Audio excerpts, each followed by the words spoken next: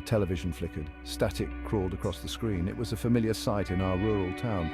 We were always the last to get the latest technology, but something was different. The static wasn't random. It pulsed with an eerie rhythm. It was April 1st, 2022. My brother chuckled. Must be one of their April Fool's jokes. I didn't laugh. A shiver went down my spine. The television crackled again. A face materialized on the screen, distorted, panicked. The voice, when it came, was thin and reedy, like a ghost whispering from the other side. This is not a drill, is it? The transmission cut out. Silence, a different kind of silence.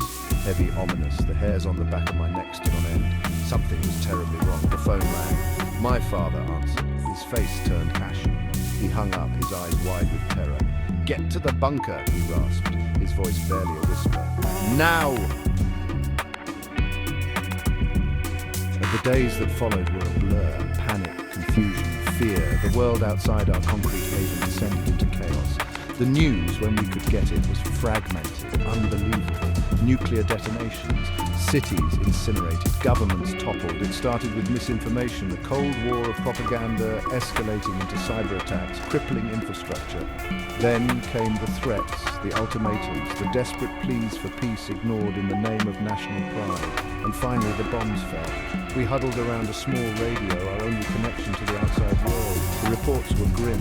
Millions dead, entire countries wiped off the map. The air itself was poisoned. The lucky ones were already dead.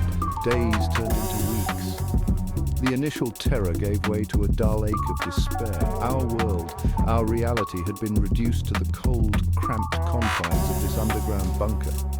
We were alive for now, but for how long? Life in the bunker was a claustrophobic nightmare. The air was stale, heavy with the smell of sweat, fear and disinfectant. The silence was broken only by the hum of the generator and the muffled sobs of children, haunted by nightmares of a world on fire. We clung to routines, to normalcy. We rationed our food, our water. We told stories, sang songs, anything to distract ourselves from the grim reality that existed just beyond the thick steel door. But the world above, the world we left behind, was always present. The psychological toll was immense. Claustrophobia, paranoia, depression, tempers flared, relationships fractured. We were all trapped, not just by the concrete walls, but by our own fears, our own demons. The days bled into another. We marked time by the dwindling supplies, by the birthdays, celebrated in hushed whispers, by the funerals held in the cramped, airless room we called the infirmary.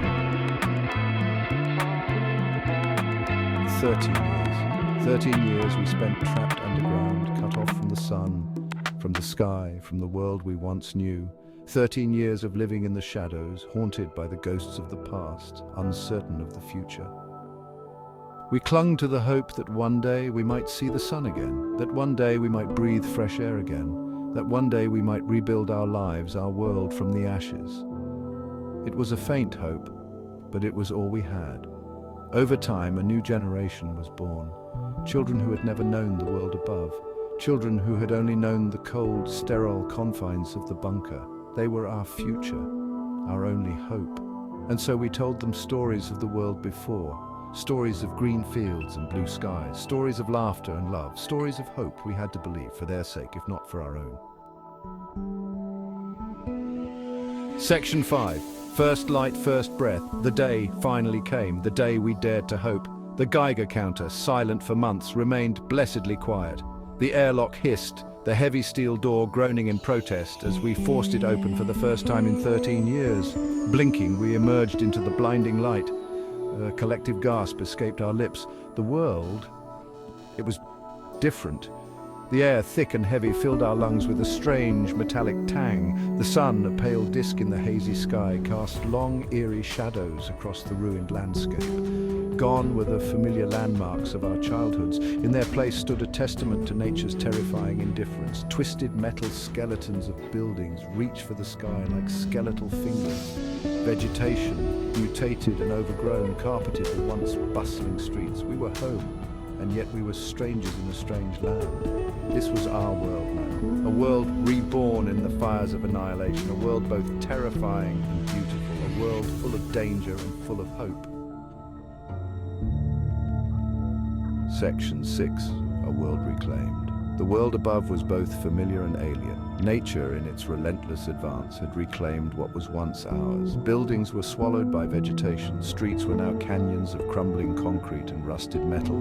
The air, though breathable, carried the metallic tang of radiation. We moved cautiously, our senses on high alert. The silence was unnerving, broken only by the chirping of strange insects and the rustling of unseen creatures in the undergrowth. The animals that had survived were different now, twisted by the radiation, their flesh a canvas of unnatural hues and bizarre mutations. The world was a tapestry of decay and renewal.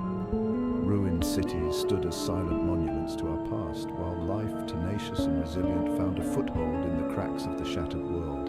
We were not alone. We encountered other survivors, pockets of humanity clinging to existence in this strange new world. Some were welcoming, eager to share their knowledge, their resources. Others were wary, their eyes filled with the same fear and suspicion that had haunted our dreams for so long. Section 7. Echoes of the Old World. We scavenged what we could from the ruins. Canned goods, tools, anything that might help us rebuild. The ghosts of the old world were everywhere, a child's toy half buried in the rubble, a tattered book of poetry, a faded photograph of a family, their smiles frozen in time. Each artifact a poignant reminder of what we had lost. Each object a spark of recognition, of connection to a past that felt both recent and impossibly distant. We found remnants of the old world's technology, computers, their screens dark, their circuits fried by the EMP blasts. Cars, rusted and overgrown, their engines useless. These remnants were more than just objects. They were symbols of a bygone era, a reminder of the hubris that had led to our downfall. Yet, amidst the wreckage, we found signs of hope. A single wildflower pushing its way through the concrete. A bird singing its heart out in the skeletal branches of a dead tree. Life, it seemed, found a way. Section 8, The Law of Necessity. We established settlements, rudimentary at first, but they grew. The law of necessity dictated our actions. We learned to farm mutated crops, their yields unpredictable, their effects on the human body still a mystery. We hunted the strange creatures that roamed the wastelands, their flesh a gamble, their mutations a constant threat. Barter replaced currency. Trust became more valuable than gold. We formed alliances not based on nations or ideologies, but on shared needs and common goals.